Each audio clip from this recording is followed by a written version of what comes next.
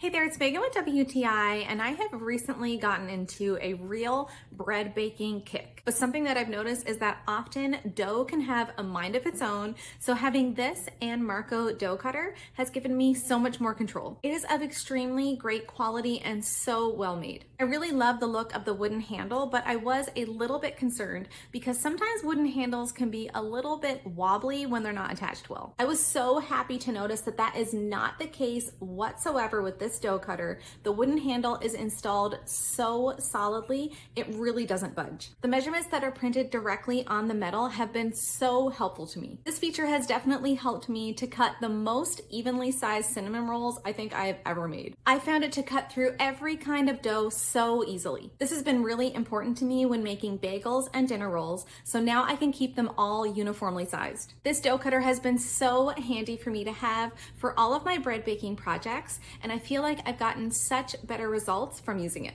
But that's just my point of view.